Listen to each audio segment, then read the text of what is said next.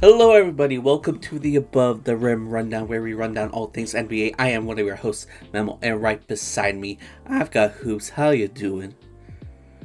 What's going on, man? Overall, I've been doing all right, just getting through in life, really. And yeah, everything's been going all right for the most part. And it looks like we have been going down to the wire, to say the least, in these NBA finals.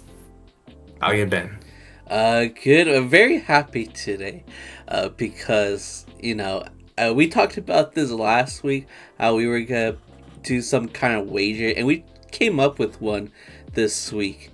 And a part of me was afraid that the Thunder were gonna win today, because if they did, I would have to do the wager, which is to drink an entire bottle of this nasty soda that I got from Rocket Fizz. I got it today in case I needed to drink it for this episode, but we're gonna save that for next episode, because basically what we're gonna do here, we're gonna cover Game 5, we're gonna cover Game 6, and just like last week, due to you know certain circumstances, I'm gonna go solo for Game 7. So you'll see my reaction to the end of the finals in this episode. Unfortunately, you have to wait till next week for Hoops' thoughts on that. But yeah, basically, whoever team wins, I was kind of going for the Pacers. Hoops is going for the Thunder. Whoever team loses has to drink the nasty soda. Want to give a guess on what soda I got? It's rancid. I mean, I don't know how I'm gonna be able to guess it if there's so many different flavors. Just guess a Um, random thing, a random food item. um, Pickle flavor. There is a pickle flavored one. I decided not to get that one. I don't like pickles, but I don't think this I don't one's either. any better.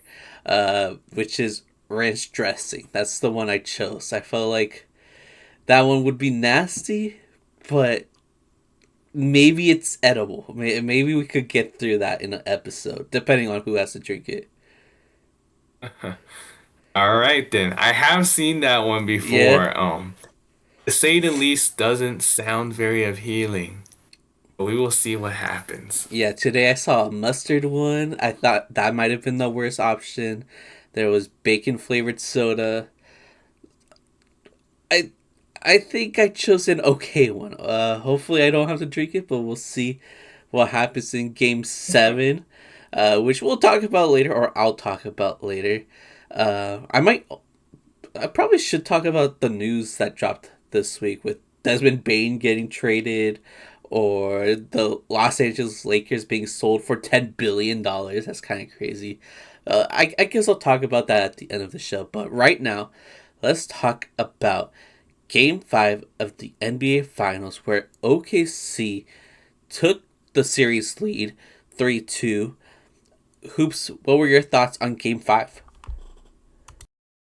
Yeah, so to say the least, it wasn't necessarily the closest of games. Um, well, to start, it was close like early on in the first quarter. Pacers led by three, which happened to be their biggest lead, and OKC pretty much had control the rest of the game. They went up by as much as 18 in the second quarter, and per usual, Pacers go on a run to try to get the game closer. Early in the fourth, they pulled it to within three, I believe, something like that. But ultimately, there was no looking back. No, they pulled it was in two, but ultimately OKC just did not look back. They never surrendered. Despite how close the Pacers got, they never actually lost the lead. So OKC got the job done at home in Game 5, and that was in large part due to the many key contributors from their team, from their unit. Um, J-Dub was a masterpiece in Game 5. 40 points, 6 rebounds, 4 assists, 1 steal. Shea doing his thing once again, 31 points, two rebounds, 10 assists, 2 steals, 4 blocks. Aaron Wiggins had a pretty good game, 14 points, 5 rebounds, 1 block. Kason Wallace had a pretty good game too, 11 points, 1 rebound, 2 rebounds, and 4 steals, 1 block.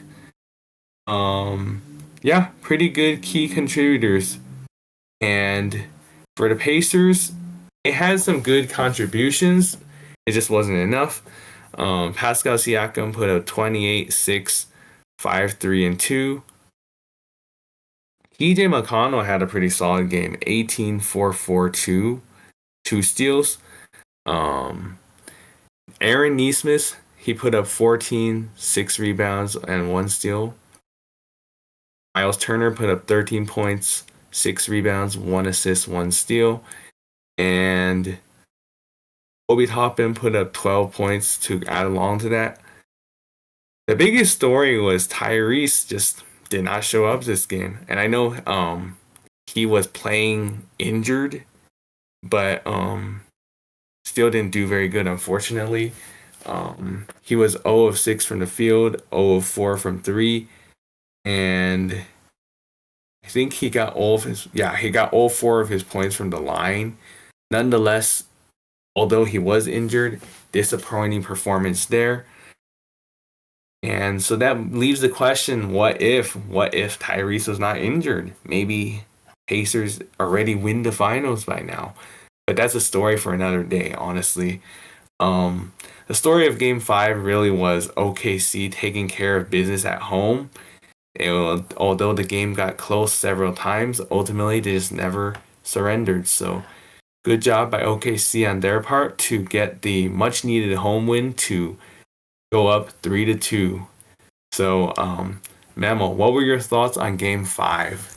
I thought Game 5 was very similar to Game 1. It was basically what if Game 1 was in like an alternative universe. Because in this game, just similar to Game 5, it started off close, right? And then the game continues, the Thunder become more dominant. A lot of things are going their way, like Kason Wallace hitting 2 threes in the first quarter.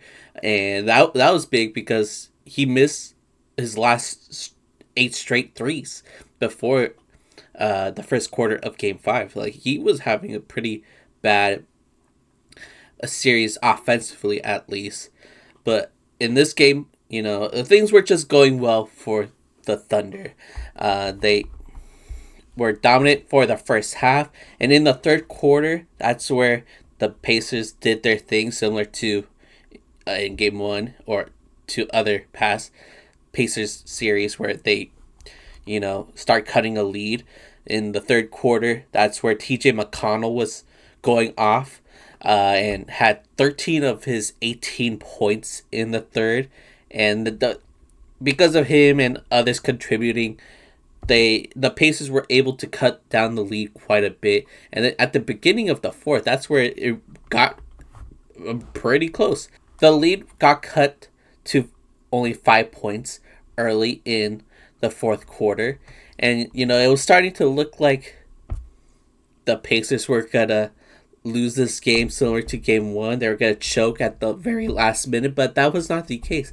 The Thunder locked in the fourth quarter. J-Dub was amazing from beginning to end, scoring-wise, and then the whole OKC Thunder really locked in defensively, and that's how they ended up winning this game.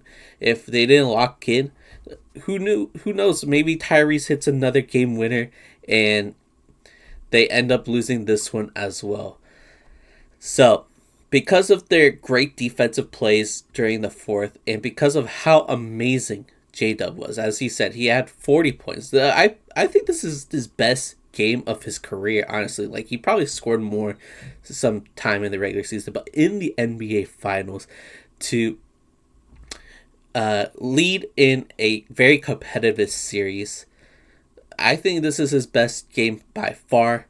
And yeah, because they ended up winning this game, this was the first time the Pacers lost back-to-back in the playoffs. this was also the first time they are losing a series in the playoffs this year, right? Because they led every single series that they have been in. So, impressive work from the Thunder to be able to stop that basically and be able to make sure that not the Thunder, the Pacers do not respond because they did lose game 4. So, they were able to prevent them from responding. Impressive job there from the Thunder. Not so impressive Tyrese Haliburton, as he already mentioned, only had 4 points. Very rough game. It looked like two things. It looked like the defense was bothering him a lot to the point where he basically settled for mostly threes. He was not driving in whatsoever. A big part of that is because of the defense. Like Luke Dort has been has been amazing on Tyrese throughout the entire series. Tyrese has definitely been in the torture chamber. But the other reason why is because it seems like Tyrese got a calf injury in the first half of this game and had to play through that. So that sucks for him. And he ended up having a very poor night, as we all know. Definitely his worst game of the series, which is very unfortunate because they they definitely needed him out there at his best. Who knows what would have happened in the fourth if he wasn't injured and wasn't having such a rough shooting night. But yeah, tough loss for the Pacers. I feel bad for Siakam because I think this was by far his best game in this finals. 28 points, 6 rebounds, 5 assists, 3 rebounds, 2 blocks. Amazing game from him. And yeah, they wasted another great TJ McConnell game as well. As you mentioned, he had 18 points, 4 rebounds, 4 assists, 2 steals. Very unfortunate, but yeah. This was kind of like a deja vu moment, right? It was very similar to game 1, but ultimately the Thunder made sure they didn't choke this one, and they ended up winning it in pretty, I wouldn't say dominant, but it was a great game from them. So that was game 5. Today, as we were recording, it's Thursday, so game 6 just happened.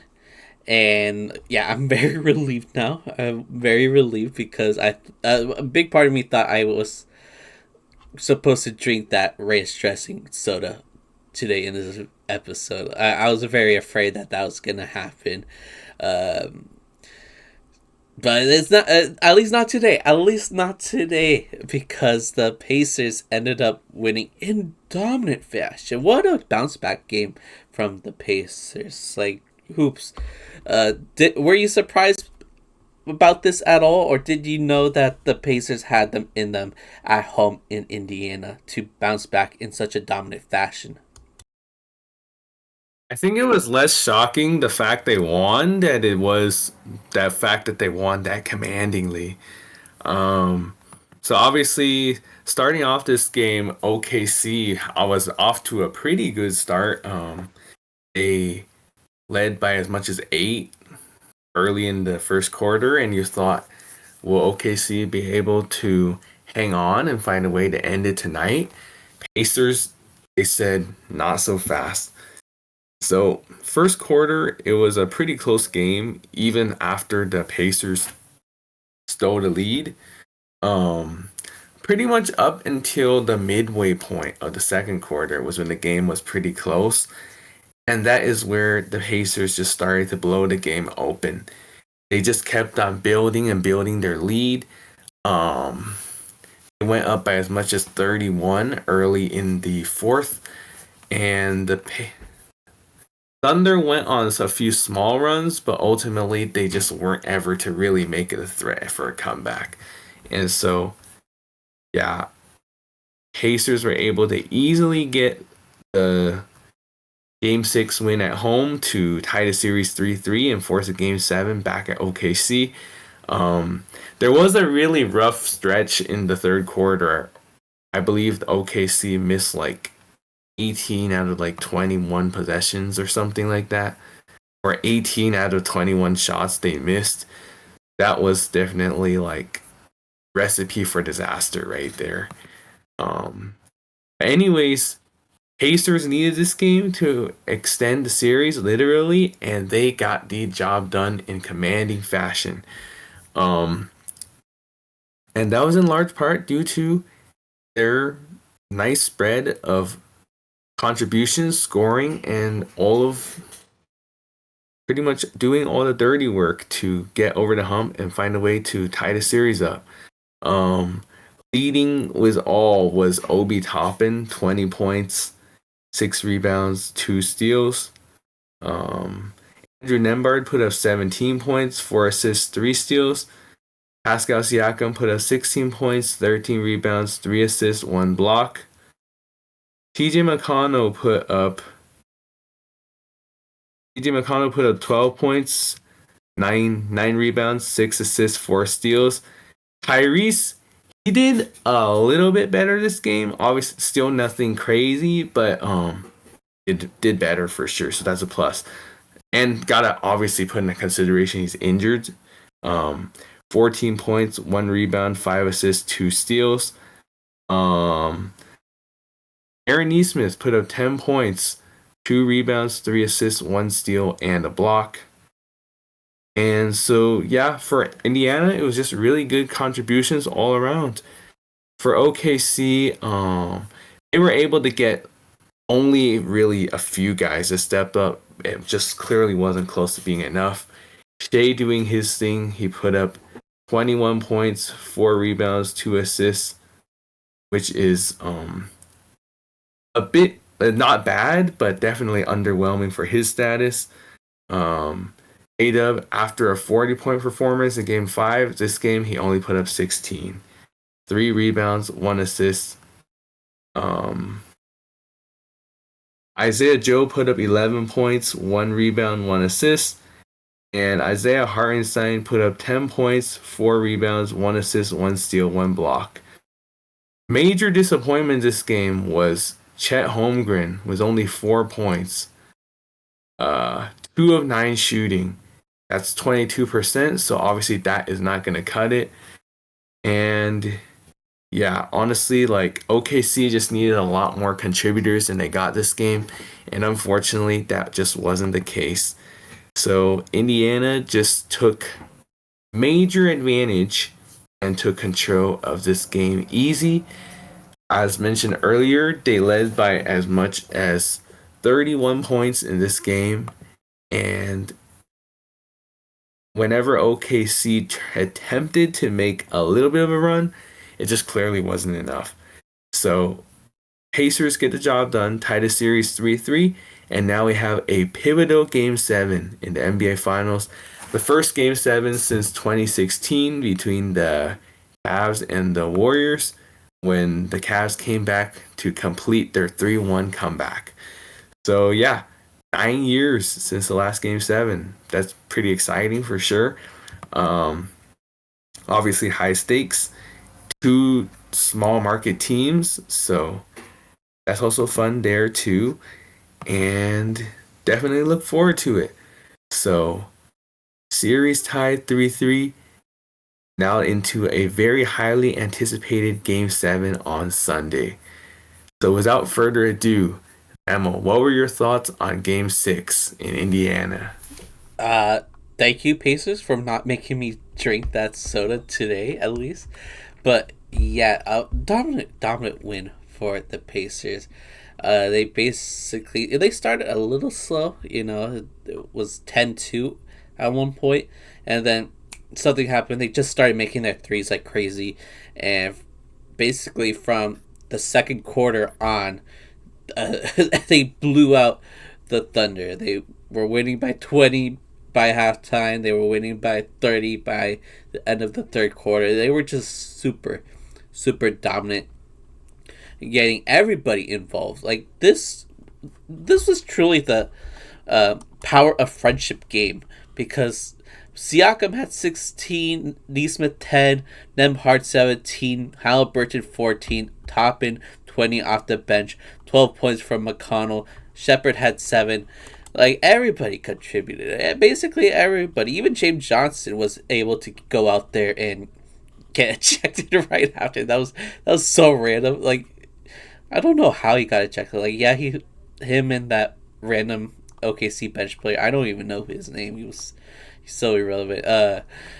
They were like pushing each other, but somehow he's the one that got ejected. That was a little crazy, but uh, yeah, that was like the only interesting part that happened in the fourth quarter because the Pacers were so dominant in this game. Like the Thunder benched their starters in the fourth because they knew they couldn't come back, which they couldn't come back. So that's something.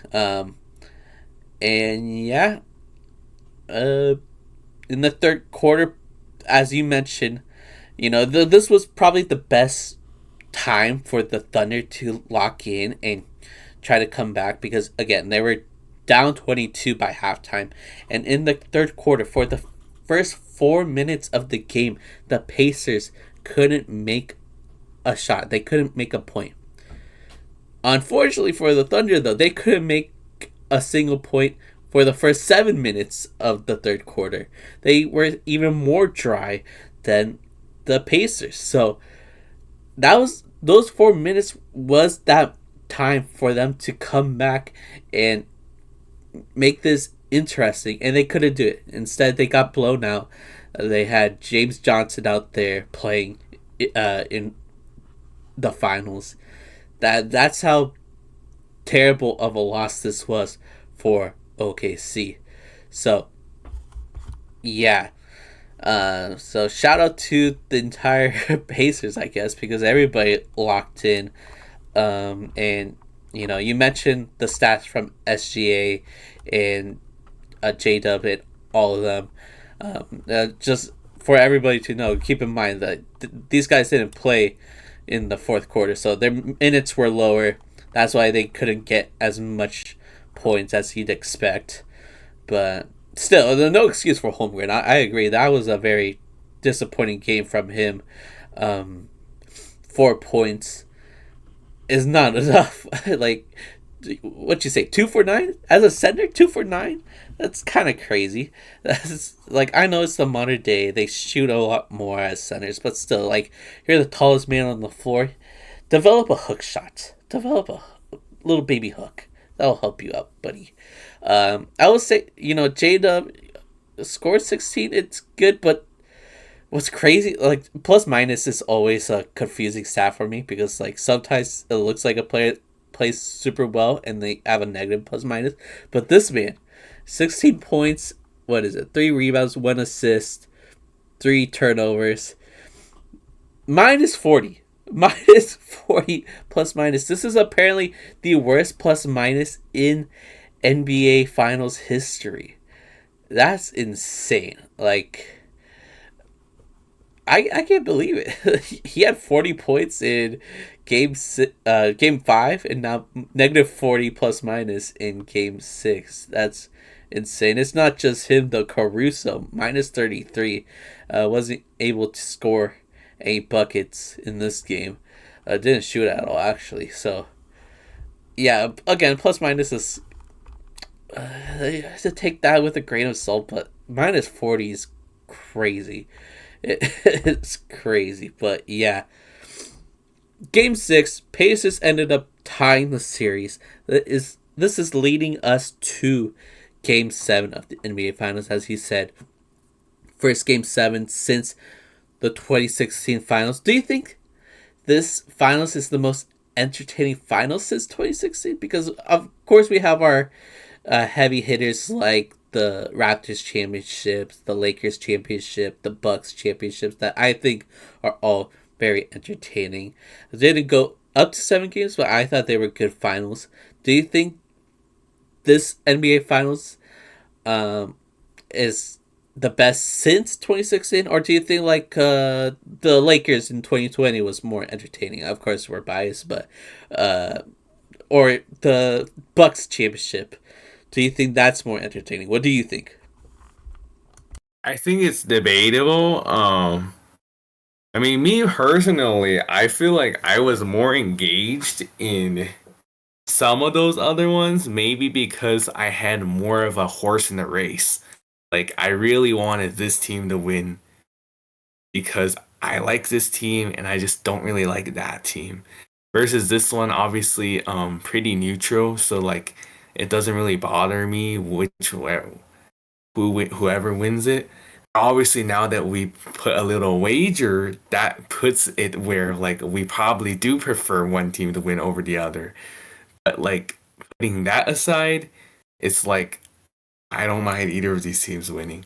Versus a lot of those other series, it's like usually I like one of those teams and I hate the other team, or maybe one of the or in the Lakers sense, one of them is literally my team and the other one I don't hate them, but it's like my team is playing against them, so I obviously heavily rooting for one team there. So I would say it's arguable. You could give a good argument that this is the best finals since 2016. Um, Me personally, I would say probably not the number one in my book, but it's up there. Yeah, it's definitely hard to say, uh, because like 2016 is like legendary now. Like that's like the one of the best finals of all time, with two like major players, LeBron versus Steph. The start of like basically two dynasties. The Cavs is probably not a dynasty, but you know the Warriors dynasty is there, right? So I guess it's not as iconic, but it might be as entertaining. We'll see. I guess with Game Seven, let's see if that ends up being a classic. I really hope so. I hope it's gonna be a close game, unlike this latest one in Game Six. Any predictions on what's gonna happen in Game Seven? Do you think the Pacers have a chance, or are you still sticking with the Thunder, uh, even though they just got blown out right now? I mean, they definitely have a chance, but going back home, it was that home court advantage for Game 7 and OKC being the team of adjustments. My money would be on them, honestly, to bounce back and get the job done at home in a pivotal Game 7 with the home crowd in their favor. Um, However, I do expect it to be a close game. I don't expect no blowout. Um, if I were to make a prediction on how the game trend would go, I would say early on it'll be close. Then OKC is going to build a lead. Then the Pacers are going to cut into the lead. Ultimately, the Thunder is going to find a way to hold on and win Game 7. So, based on what I said, it kind of, in a way, sounds a little bit like how Game 5 went. I would say not to that extreme, though. Like, I don't think they're going to go up, like, very big and then choke a very big lead before ultimately hanging on. I feel like it would be a little bit more moderate, in the sense like maybe OKC would go up by like 12 or 13, and then the Pacers will cut it to like at least 5. But then that's where I believe that the Thunder will find a way to maintain their lead and slightly re-push it up and find a way to get the job done at the end. So yeah, to answer your question, Pacers definitely have a chance to win. They've proven time and time again that it is never over when they're playing, and they are never going to be out of it. However, I do expect be going back at home with the huge home court advantage beside them. I think OKC will win Game 7 in a close one. So, hopefully, if everything follows that narrative that I predicted, it should be a pretty good Game 7 finish.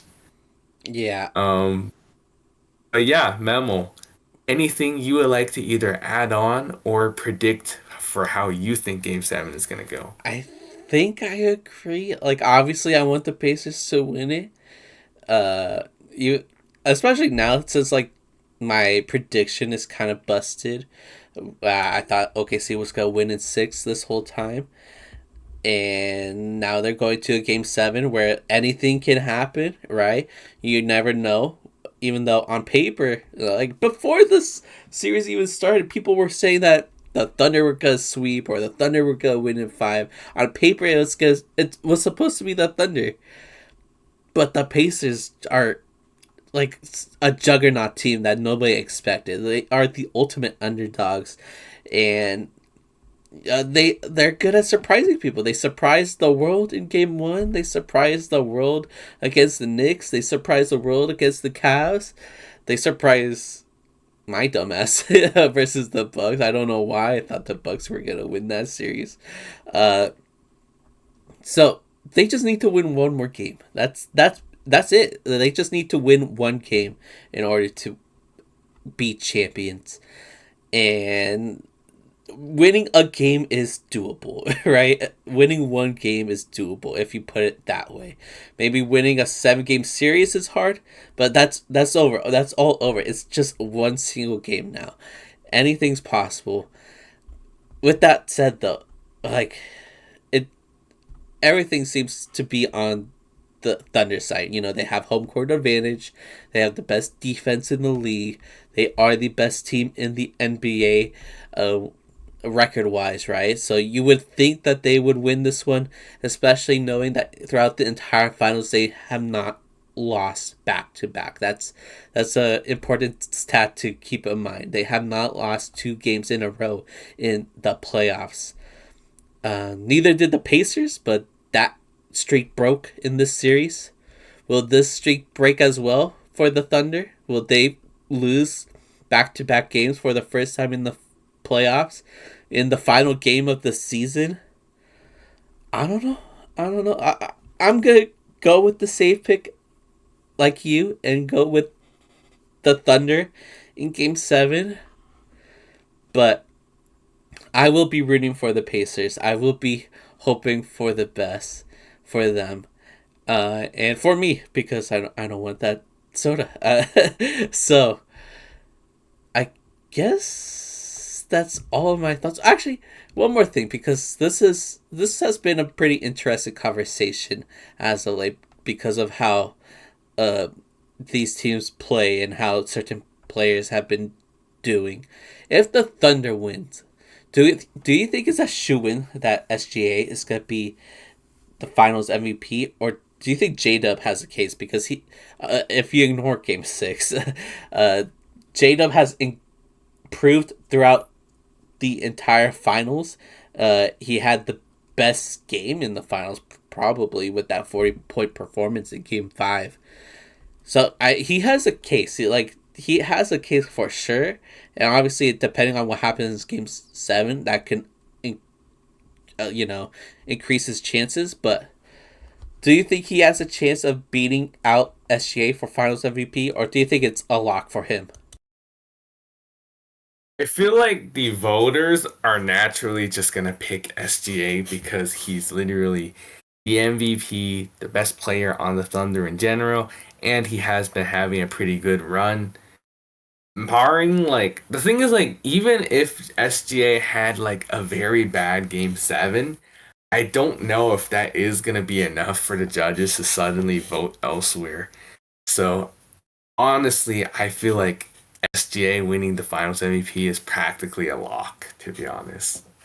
All right, how about the other side? Assuming they win. Yeah, assuming they win. Um, Assuming they. But on yeah. the other side, if The the other Pacers side, win, Siakam has been a more consistent scorer. He's averaging pretty good numbers, and Tyrese hasn't been having the best series. Like a lot of things have are there's a lot of reasons why that's the case, but you know, again, Tyrese is like the heart and soul of the team. He's also the brain of the team. He's the master manipulator. So he might not have the best stat lines, but he is the one he's the engine for the team. This is how the team runs because of him. So do you think if the Pacers win the finals, do you think Tyrese is going to be finals MVP, or do you think Siakam is going to take it from him because of his consistency? I feel like it's definitely going to be Siakam, honestly, just because he has been consistently the best player for the Pacers in this series. And as you mentioned, Tyrese has been a little bit too inconsistent and very up and down this series. Really, he has been doing it like the entire playoffs and really the entire season. Maybe that's the reason why people voted him as most overrated. I still think that's really dumb. But though like obviously it is true that he has been like very shaky this season. That being said, he is obviously still really good and I'm still a very big fan of his. But I feel like because Siakam has been a lot more consistent overall, not only this series, but the playoffs as a whole, I think that if the Pacers won, they would give it to him. Kind of like how they gave it to Jaylen Brown instead of Jason Tatum. Similar-ish to a more or lesser extreme, I guess, depending on how you want to judge it. But yeah, I would say Siakam would probably win it due to his consistency if the Pacers won. Yeah, I, actually, it's tough for me to say, but based off of how last year, like what happened there with Jaylen Brown being the more consistent player, ended up winning Finals MVP. It makes sense that Siakam wins it as well, especially since he's also amazing on the defensive end. He's averaging like 1.5 blocks or something like that. He's great defensively. Like I think he's gonna win it if the Pacers ended up winning it all. I guess we'll see it very soon for you guys. So we gotta wait a few days. As of recording, we have to wait a few days. But in a few days, we're gonna find out who wins the NBA Finals, and for you guys in a few seconds, You're gonna hear me talk about who won the NBA Finals. So, anything you want to say before we transition to Game 7 talk? Yeah, honestly, not a whole lot except for the fact that obviously a lot of people they didn't really expect much from these two teams when the matchup was set. Obviously, two small market teams, not necessarily the most exciting, flashy teams, but these small market teams really do put on a show and have one of the more competitive matchups in a while. So, shout out to the Thunder and the Pacers, aka the Paul George Bowl, if you want to call it. Yeah, shout out to Paul George for making this all happen. Shout out to this is probably the best thing he's done in his career. Let us have this True incredible that. NBA Finals. But yeah, I guess this is a good time to transition to me talking about Game 7. So let's do that. Okay, welcome everybody to the second part of the episode where Memo is going solo, talking about Game 7 of the NBA Finals. Guess who's drinking this ranch dressing soda? I said ranch weirdly. Unfortunately, it's me. As y'all know, I predicted the Pacers to win the NBA Finals, and unfortunately, that is not what happened, as we all know.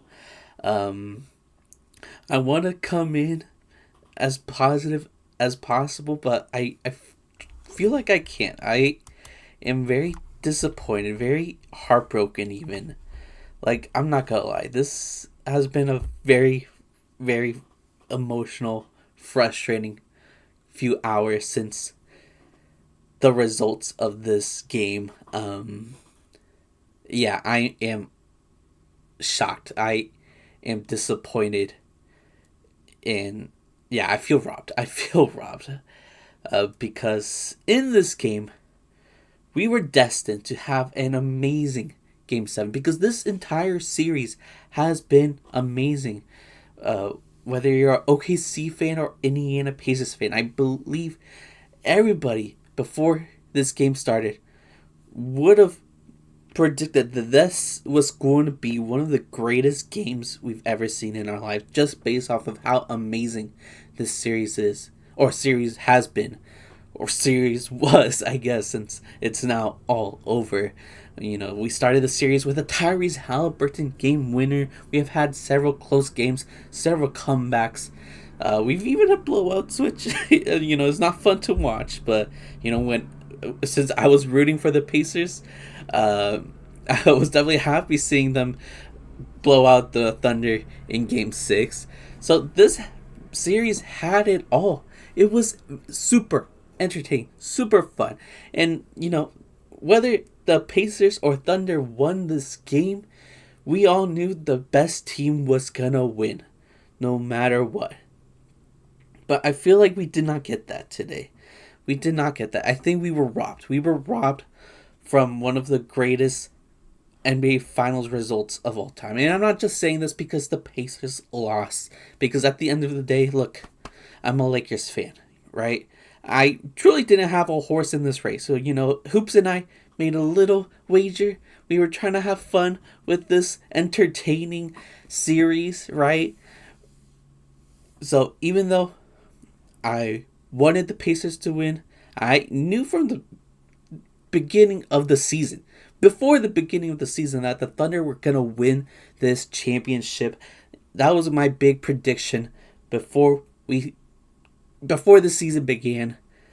I ended up being correct, yet I feel utterly,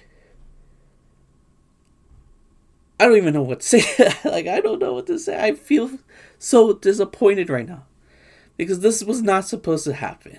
I feel like I've been beating around the bush. Let's actually talk about it. So basically, the reason why I feel like we were all robbed from a perfect Game 7 scenario was because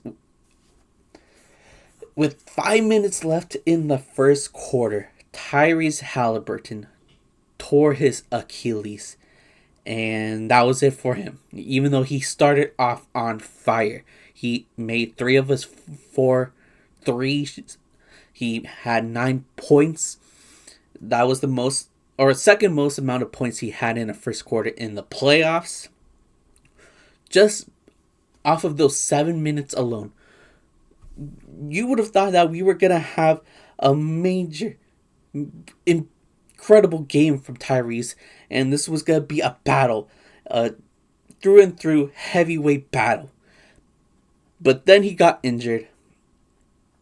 And all morale was gone for me personally. For the Pacers themselves, they held it together pretty well for the most part. At least for the first half.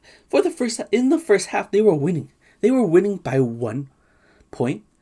But still, like, the best player on their team is gone, is injured in the most depressing way possible.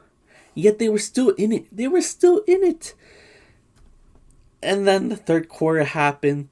Although TJ McConnell tried his best. Shout out to TJ McConnell. I feel so bad for him because that man gave it his all, especially in the third quarter. He ended up having 12 of the last points for the Pacers in the third quarter, all by himself. He was the only guy that was able to generate shots for himself in that latter stretch of the third quarter, which was not enough because that is when OKC started to blow up the lead a little bit.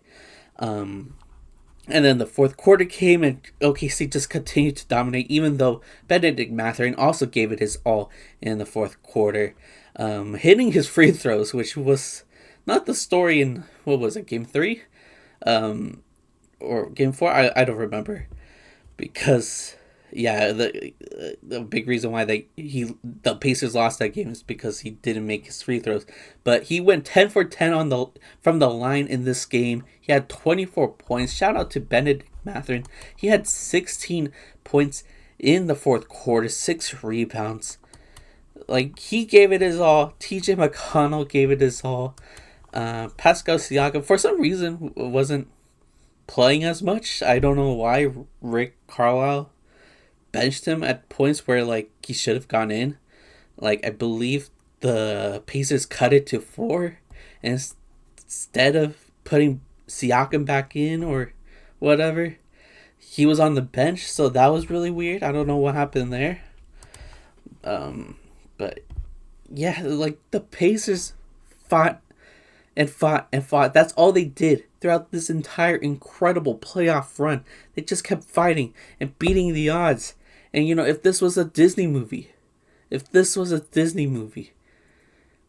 they would have hit a game winner and won the NBA champions against all odds, and this would have been the greatest NBA Finals run of all time.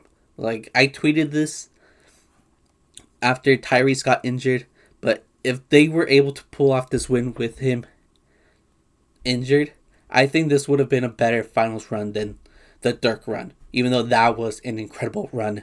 So much respect for Dirk and the Mavericks for being able to pull that off. But I think this Pacers run would have been even better, seeing that their best player was injured and they still were able to cut a lead and come back and win the game.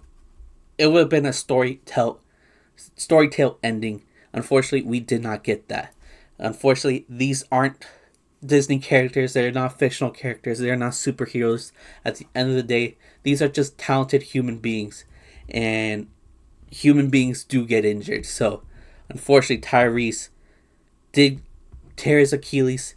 And a big reason why they ended up losing this game was because he wasn't out there. Because I'm sure the offense would have been so much better for the Pacers if he was in the game.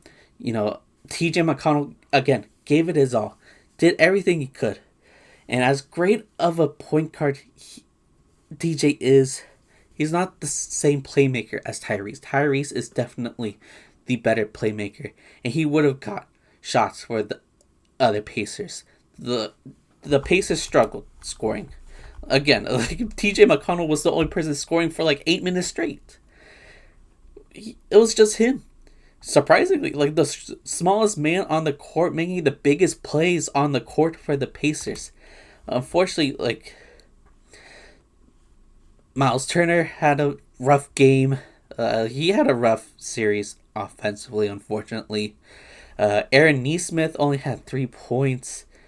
Let's see, Obi Toppin, 0 points. 0 for 4 from the field, man. Like, what's going on? Like, this, I don't think this would have happened if Tyrese was playing. Tyrese would have got other scoring, or he would have been draining his own shots, because clearly he was ready. He was ready for Game 7. But the basketball gods robbed us from truly knowing who was the better team. Like, on paper, the Thunder are the better team on paper, right? Nobody thought this series would go to a Game 7. A lot of people thought this was going to be a sweep for the Thunder. There was people thinking it was crazy to think my prediction of OKC winning in 6 was a reasonable take. A lot of people were saying OKC in 4, OKC in 5. Even I said, like, within the TikTok I made before the series started, that I thought the true question between predicting Indiana versus Oklahoma isn't who's going to win the NBA Finals. My main question was, how many games will it take for OKC to win the NBA Finals? That's how certain I was of OKC winning it all. But the Pacers kept proving everybody wrong. Since the beginning, since Game 1, they proved everybody wrong. And the fact that they took it to Game 7 just proved that OKC wasn't the dominant force that we all thought they were. I mean, that thought kind of got shattered against the Nuggets. But the fact that the Pacers were able to take them to 7 makes it seem like, maybe the Thunder wouldn't have won the championship if Tyrese was healthy. Like, maybe there was a good chance that the Pacers were going to win the NBA championship. It wasn't going to be an OKC landslide, clearly, since it took them 7 games to beat the Pacers. So I feel like the NBA, the basketball gods robbed us from truly knowing who was the better team, the Thunder or the Pacers. Because just watching the Pacers play, they proved that they could beat any team that you threw at them. And, it's just one game. Game 7 is just one game. The Pacers could have won. The Pacers could have won if Tyrese was there. But now we don't know who's the better team, in my opinion. Like, obviously, Thunder won. Congrats to them. Happy for them and their franchise. And I hope the Thunder fans watching this don't feel like I'm hating, because I'm not. I am not an OKC hater. Like, I have my issues, like with the fouls from Dort. Sometimes got annoying. Sometimes the way Shai plays is annoying. Not even the foul things, just the push off. He does that way too often. Way too often. But, like, again, I'm not a Thunder hater like that. My prediction, they ended up helping me out and making my prediction correct. So I should be happy that they won. But again, I feel like we were robbed from truly knowing who was the 2025 NBA champion. I truly believe that if Tyrese wasn't injured, then we would have truly knew who was the better team, Thunder or Pacers. But because of his injury, it's hard for me to say that the Thunder were straight up the best team out of these two. It's hard for me to believe that. Yeah, they are NBA champions. No one can take that from them. But still, it's like, I'm not trying to say that, like, this chip doesn't mean anything. I kind of hate that. Obviously, I'm a Lakers fan. A lot of people say that about the 2020 ring, even though, like, it's such a stupid argument. It's so stupid. You gotta be a casual to think the 2020 chip doesn't count. But, man, seeing that this is how this amazing series ends is disappointing. Very disappointing. So, yeah, I'm not happy about this at all. But shout out to the Thunder. They did what they needed to do in order to get the chip. So congrats to them. Not the most efficient game from Shai, who ended up being Finals MVP. So very impressive season for him. Regular season MVP, Western Conference Finals MVP, and now Finals MVP. He won 3 MVP awards this year. He could have won another if they beat the Bucks in the in-season tournament. That would have been a crazy streak. 4 MVP trophies in a year. That would have been crazy. But 3 is already insane. But yeah, he had 29 points, 5 rebounds, 12 assists, 1 steal, 2 blocks, 8 from 27 from the field. So that's not good. That's pretty bad. J-Dub also had a pretty inefficient game. 20 points, 7 for 20 from the field, 2 for 7 from 3. Shai was 2 for 12, even worse. He did have 4 rebounds, 4 assists, 2 steals. Chet had an amazing game. He truly did. He's been streaky throughout this series, but he ended things on a great note. 18 points for him from 6 for 8 for him. He made a 3. He 1 for 2 from 3. He was struggling from 3 for most of the series. Had 8 rebounds, 1 steal, and 5 blocks. His defense was killer in the second half. Really good defense from Chet Holmgren. So congrats to him and the entire Thunder for getting this win. Lu Dort had 9 points, 2 threes for him, 10 points for Caruso, the bald eagle. I'm happy that former Laker Caruso was able to win a chip. I hope the narratives of the Bulls winning the Giddy Caruso trade will end after this. It should have been over. But a lot of people were trying to convince others that the Bulls won that trade. That's insane. But yeah, the Thunder defense was crazy. They caused Indiana to have 23 turnovers.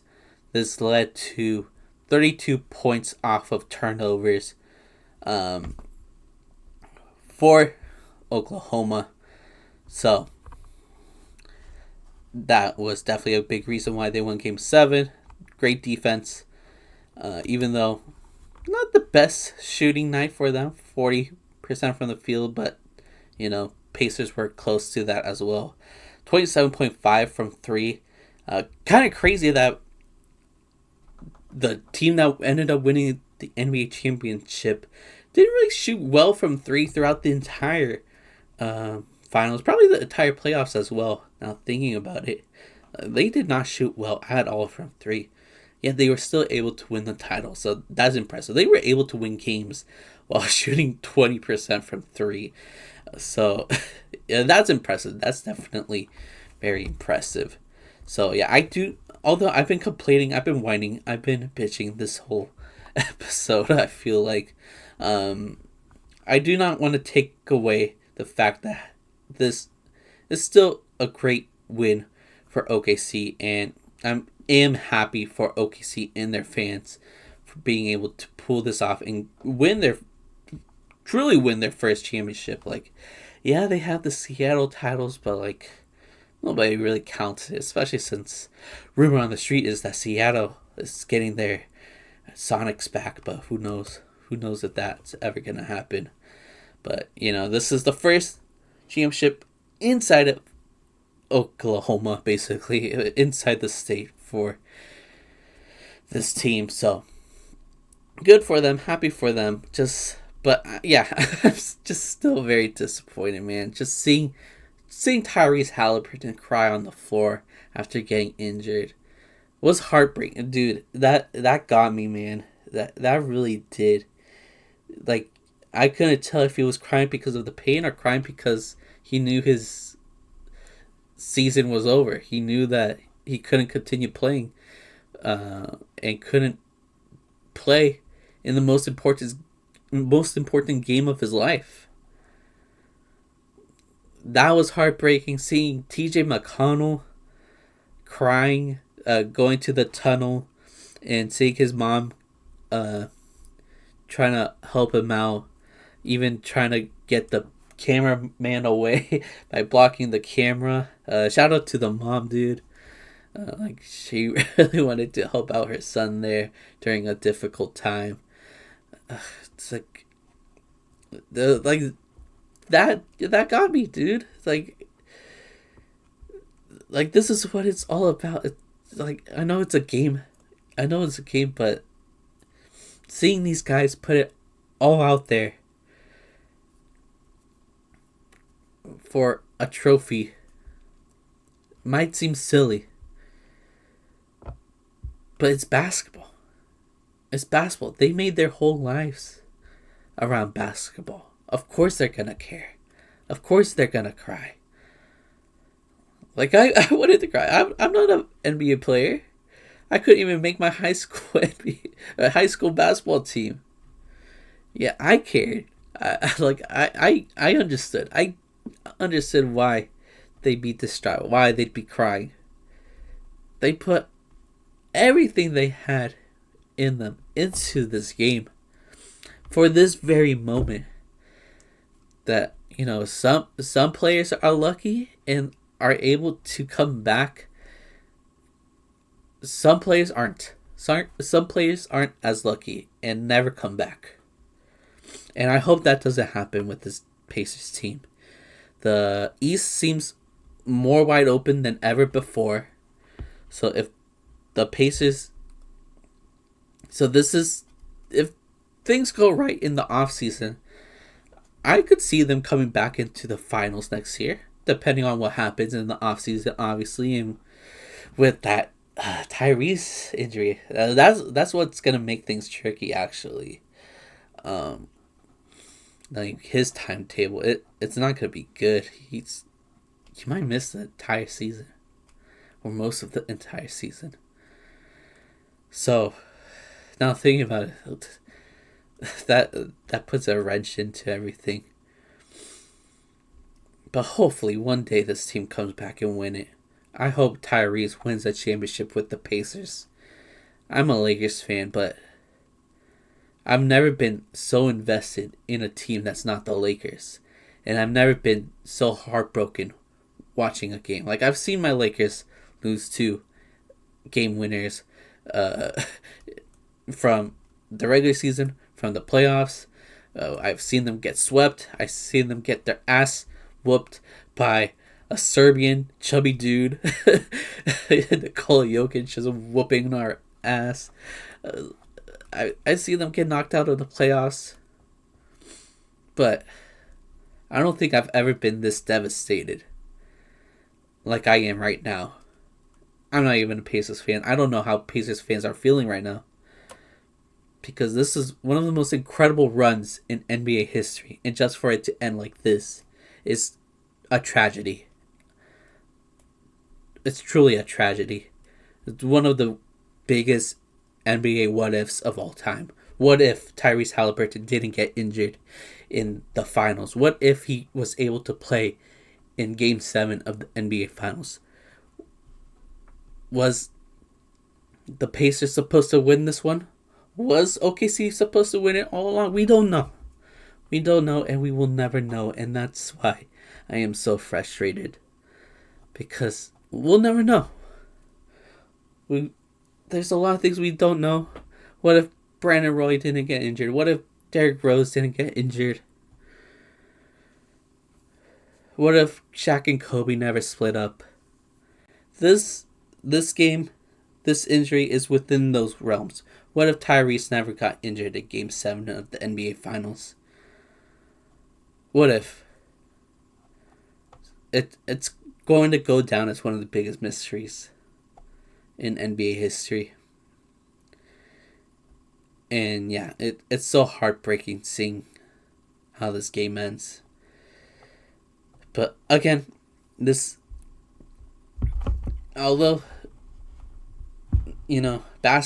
watching basketball is entertainment, it's not fiction. It's not the Disney movie. It's not the storybook ending. It's real, with real people. And unfortunately, stuff like this happen. Injuries happen. It's part of basketball. So, we'll never know. We'll never know who truly was supposed to win these finals. But, yeah. The Oklahoma City Thunder are NBA champions.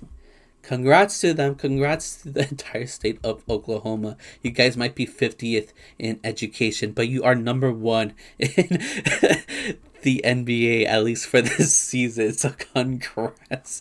I'm sorry. That was such an asshole thing to say, but I just thought of that. But yeah, shout out to OKC fans. Definitely one of the best fan bases in the NBA. Like, you guys might get mad at me and roast me due to my takes in this episode, but they are truly one of the best fans for a long time. It's not just this season. It's not like a bunch of bandwagon fans. There's been a lot of long time OKC fans that have been waiting for this moment. So I am sorry if my takes took away from such a happy moment for you guys. But how I'm feeling is just how I'm feeling at the moment. But at the end of the day, OKC did win the championship. They should be proud. They should be happy. They should be celebrating. And I hope that everybody who was rooting for the Thunder are happy right now and having a good time and are prepping for the parade. I'm sure that'll be fun. I wish the Lakers got their parade in 2020. How unfortunate. That would have been my first parade because I was so young watching Kobe win back-to-back championships with Powell in the early 2010s, late 2000s, 2009, 2010. So it would have been cool to see a parade in my lifetime. So if you OKC fans can go to the parade, have some fun, because your team won. You guys deserve to have some fun, even though a lot of us are upset. But yeah, I'll try. Let's end it here. I was going to talk about Desmond Bane getting traded, the Lakers. getting sold for $10 billion with a B. 10 billion. The Kevin Durant got traded today to the Rockets. That's probably something that I should talk about, but I think I'm gonna go solo, maybe tomorrow, for a mini podcast talking about news, and I'm just gonna end this here. So yeah, that's the plan. So expect another podcast. It won't be on podcast platforms. It's gonna be a YouTube exclusive, just bonus episode talking about the trades and other news that happen. I just want this podcast dedicated to the NBA Finals. So I'm gonna end it here. So thank you all for watching and enjoying this podcast. I'm sure Hoops would have loved to say goodbye and thank you for joining us. I hope you guys stick around for both portions of the podcast. And if you miss Hoops and you wanted to hear his thoughts on the finals, stay tuned for next week. I'm sure he's gonna talk about it a bit. And I am gonna drink this ranch dressing soda next week. So you better come through and watch that episode. We're gonna also rank the top 20 playoff performers from this year's playoffs. So it's gonna be a great episode, honestly. You should check it out. Make sure you're subscribed to the YouTube channel so you can do that. And if you're watching on YouTube, you should give us a like, leave a comment down below. That would be great. That would be dandy. If you're on audio platforms, leave us a 5-star ratings and review. Go on our socials to check out our socials, I guess. I've been tweeting a little bit. I've been on TikTok. I made my little Game 7 recap on TikTok. And I definitely was not a happy camper, but still made it. But yeah, I guess we'll see you all next week. Or sooner with that little bonus episode. But yeah, we'll see you soon. Goodbye.